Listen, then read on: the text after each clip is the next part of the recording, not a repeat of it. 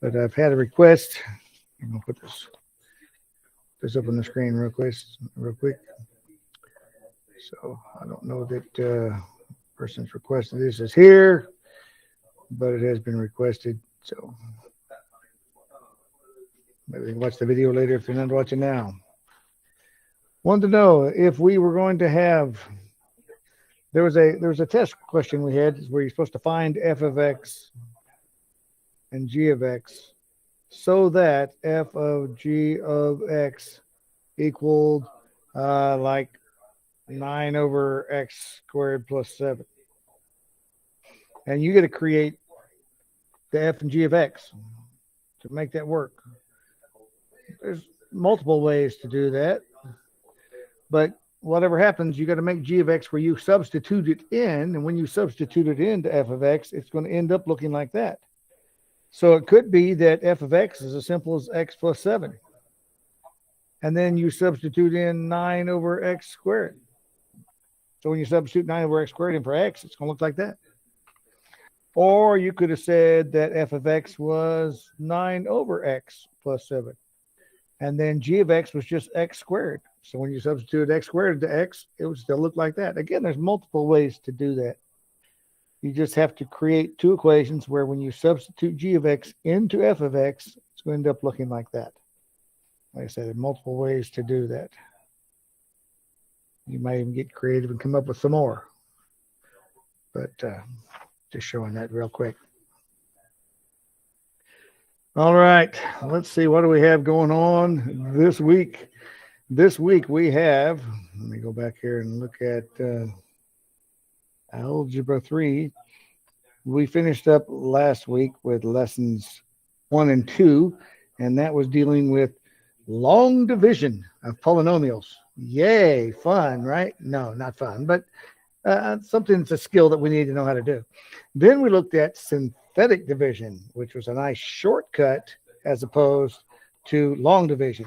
But remember, it only worked in certain circumstances. First of all, you had to be dividing by like an x plus or minus something. We couldn't do it with an x squared or x to the third. We couldn't divide that in using synthetic division. We can do it with long division. That would work. But we cannot do that with synthetic. Synthetic is a nice shortcut when you just have an x binomial term. All right, let's look at the lessons for this week, 3.03. Oh, I do want to mention one more thing before we get into this week's lesson. In Module 3, I've added an assessment towards the end. I've skipped this in the first couple of units, but it's getting to where we're getting into the good stuff, and I want to make sure you understand. When we get just before the test at the end of this module, when we get the first week of November, there is a 3.10 discussion-based assessment. Assessment, that means it's a test. It's a quiz, it's a test. So it is an evidence of learning grade. But that is, there's nothing in Buzz on that. There's just an assignment, but it doesn't have any questions or details or anything. Because that is an opportunity where you and I get together, and I'll probably do some of that in class on that week, where we'll just do breakout rooms, and it'll just be one student at a time in the breakout room, or we'll do it during flex or find other times. But basically, I ask you questions about this module. Hey, how do you use Descartes' rule of signs to determine how many rational roots a polynomial has or something? I'll just be asking you all the different things that we learned from this module. And if you can explain this to me, then you'll get a nice grade for that. And I know you're ready for the test. If you can't explain these things to me, then you're not ready for the test. All right. So this is going to be a discussion-based assessment where I'm asking you questions and ask you how to do things, and you need to be able to explain them to me. So when you're going through these lessons, make sure you're trying those practice problems in the lessons, not the assignment afterwards, not the homework practice stuff afterwards. In the lesson, when it says try this, and then it has check your answer, make sure you know how to do those. That way, if you can do those, when I'm asking you questions, you'll understand how to do all of that. You won't have any problems. If you're skipping those lessons, if you're skipping those practice problems in the lessons, then you may struggle and not have a good grade on that discussion-based assessment. So make sure you're learning this stuff. If you're not understanding things as you're going through the lessons, make sure you're getting with me and getting better understanding before we get to that discussion-based assessment at the end of the unit. So And let's talk about what is in lesson 3.03. 3.03 talks about a couple of theorems. We have a few theorems that we're learning in this unit. And we're going to start with the fundamental theorem of algebra. The fundamental theorem of algebra. I'm going to say fundamental. Let me go and spell it out here. Fundamental theorem of algebra. All right, fundamental theorem of algebra. And here is what the fundamental theorem of algebra talks about. Well, I'm gonna start this out. I'm actually gonna put a question up here. I want you guys to respond in the chat. If I have this equation right here, okay, x squared minus 3x minus 28. How many zeros will that have?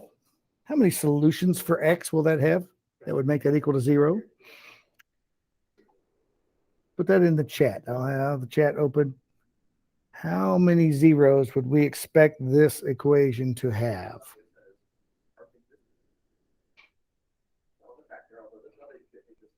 See who's awake this morning.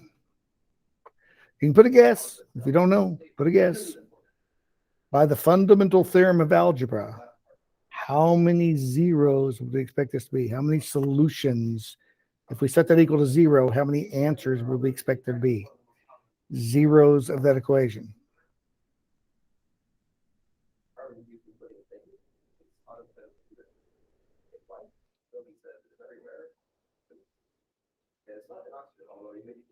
Oh, someone said 2. Anyone else agree or have a different answer? 2? 2? Well, 2 seems to be the popular answer here. All right, let's talk about that. The fundamental theorem of algebra says this, since this is x squared, that is the largest term. The largest term is squared. We expect there to be 2 zeros. 2 zeros. Now, before we started getting into Algebra 3, we talked about how there could be 2 or 1 or 0 solutions to this, right? Because when you graph a quadratic equation, if it looks like this, then we know there's 2 zeros, right? There's one right there and there's one right there. But if we graph it and it looks like this, then there's only 1 0. It only touches in one place. And of course, if it's higher like this, we said there are no zeros because it never touches the x-axis. But we're in Algebra 3 now. And in Algebra 3, we understand that in a situation like this, it will have 2 imaginary zeros. Right? We talked about where it might be like 8 plus 2i. Maybe that's one of the zeros, 8 plus 2i, with I being an imaginary number, right? And then in the last module, we learned that if this is one of the zeros, then we automatically know that this is a 0 because they come in pairs. When you have one complex 0, this is called a complex 0, imaginary 0. Put the word complex up there also. So it's really complex zeros that they come in pairs. There's always 2 of them, and they will have one as a positive and one as a negative. 8 plus 2i and 8 minus 2a. This is the conjugate for that one. Conjugate. So they come in conjugate pairs. So in this case, there are 2 imaginary zeros. So since they come in pairs, we know that to be the case. So the fundamental theorem of algebra says whatever the highest power is, there are that many zeros, guaranteed. There are that many zeros. So if we look at like this one right here, if we want to know what the zeros are, because this one does actually have 2 zeros, when we factor that, we'll find out that the factors are x plus 4 and x minus 7. We'll multiply that together, we get this up here. So if this is the factors, that means the zeros are x equals negative 4 and x equals 7. That's the 2 zeros. This will be at negative 4. This will be at 7 if we graphed it. Because negative 4 plus 4 is 0, or 7 minus 7 is 0. All right, so we know that this would equal these 2 zeros. Now, when we were looking in lessons 1 and lesson 2, we talked about division, dividing polynomials. So if we had negative 4x to the third plus 21x squared minus 25. And we said, okay, what if we divide that by x minus 5? If we divide that by x minus 5, we can find out if this is one of the factors. Because if the remainder is 0, if the remainder is 0, that means this divides perfectly into there, and it will be a factor, like these were factors of that problem up above. So we could do that. Since this is an x minus 5, we could do that with synthetic division, right? Because this is just an x. So if it's x minus 5, we divide by 5 with synthetic division. Remember that? And we have to use just the coefficients, starting with x to the third. So the coefficient of x to the third is negative 4. The coefficient of x squared is 21. What's the coefficient of x? We can't skip that. Remember, it's synthetic division. We have to do everything, starting x third, x squared. X, since there's no x, there's a coefficient of 0. And then we have the negative 25 for the x to the 0 power coefficient. Synthetic division, remember, we drop the first one straight down, negative 4. Then we multiply. 5 times negative 4 is 20. We add those. Oh, that's negative 20. 5 times negative 4 is negative 20. Add that to be 1. 5 times 1 is 5. Add that is 5. 5 times 5 is 25. Negative 25 plus 25 is 0. So this is a factor. So that means if we take this and we factor it, it's going to be x minus 5 times negative 4x squared. We go 1 less than we started with, plus x plus 5. So those are factors of this right here. Right? Those are factors of this. So we know that 5 is one of the factors. And there should be 2 more. Now we could then take this. It's a quadratic equation. We can use the quadratic formula. And the quadratic formula would tell us we can try to factor that. We can complete the square. We can use grouping, however you want to. And this is where our other 2 answers should be. And we should end up with 3 zeros. Now, using the quadratic formula, you'll have that negative b plus or minus b squared minus 4ac over 2a. That's a quadratic formula. This part right here, the b squared minus 4ac, that will tell you if these answers are real or imaginary. Because if you do the b squared minus 4ac, and let's do that, b is 1. So this would be 1. 1 squared is 1. Minus 4 times a, negative 4, times c, which is 5. 1. Negative 4 times negative 4 is 16. Times 5 is 80. Plus 1 is 81. Since this is a positive number, it's going to be 2 real roots. If this was a negative underneath the square root, then we know the answers are imaginary. There'd be 2 imaginary numbers. But it's not. That's a positive 81, which is equals 9, right? So we know that there will actually be 2 real answers because this is negative 1 plus or minus 9 over 2 times a, which means negative 8. So negative 1 plus 9 would be 8 over negative 8. So negative 1 is also a root. And negative 1 minus 9 is negative 10 over negative 8. So that means 5/4 when you simplify that. One of our roots is a fraction. 5/4, 5/4, negative 1, and 5 are the 3 roots of this polynomial we had up here. So we can figure that out. So another way we can tell if something is a root, other than synthetic division. All right, let's use the remainder theorem. There's something called the remainder theorem. This was the factor theorem. The factor theorem, when we divide that in there and we get a remainder of 0, this is a factor theorem. That if the remainder is 0, then this is a factor. That's a factor. Factor theorem tells us that. Let's look at the remainder theorem. Remainder. Let me put that out there.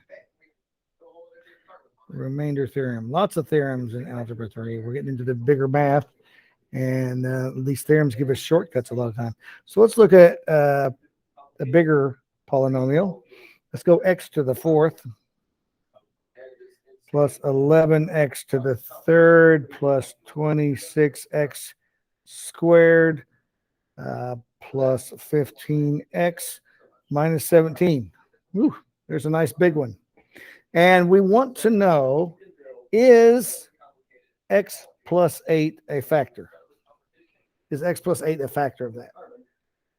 Well, we could use the factor theorem and take -8 and divide it into that with synthetic division. And if there's a remainder 0, then that would tell us, yes, it is. Or if the remainder is not 0, no, it's not.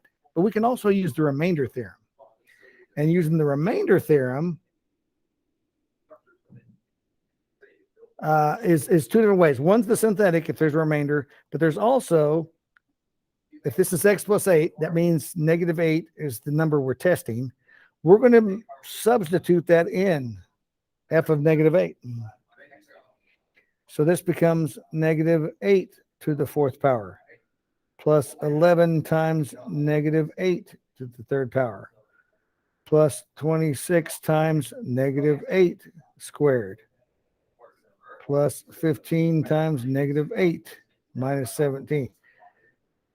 Guys, got to get good at this. When you're substituting the number in, all you do is wherever there's an x becomes that number. We do this a lot for the rest of mathematics here. So make sure you're understand how to do that. Just like when we substitute g of x in, we're just taking g of x and putting it everywhere there's an x. Okay, so then we simplify this. Say -8 to the fourth power is, I already have this written down, so I don't have all these in my head. A lot of these I do. And then times 11, -8 to the third power is -512. That's -8 times -8 times -8. Plus 26 to -8 squared is 64. 15 times -8 is -120 minus 17. Okay, so we're just simplifying still. We have 4096. 11 times -512 is -5,632. 26 times 64 is 1664. And this is minus 137 when I combine those. So if we do all of this number minus this number plus this number minus this number, we end up with -9. This is what the remainder would be if we did synthetic division. That means this is not a factor because there's a remainder. If this was 0, then hey, x plus 8 is a factor. We figured out a factor, but this is not a factor because the remainder is not 0. That's the remainder theorem. If there is a remainder, that is not a factor. So that kind of tells us a few things right there. So the things that we're using here, if we have any function, f of x, and we find out that x minus a is a factor, that means a 0 would be a, right? That's one of the zeros, x minus a. If this is x minus 2, then 2 is one of our zeros. When you graph it, it would cross the x-axis at 2. If we substitute 2 in it, it would equal 0 because 2 would be a 0 if this was x minus 2. That's an a, so it can be for any. All right. So that tells us that. So then we would know for x minus a, we could find that out by long division, right? If we're trying to figure out if that's a 0, we can do long division, x minus a into that function, and that'll tell us. We can do synthetic division. Synthetic division, if there's a remainder of 0, that tells us that.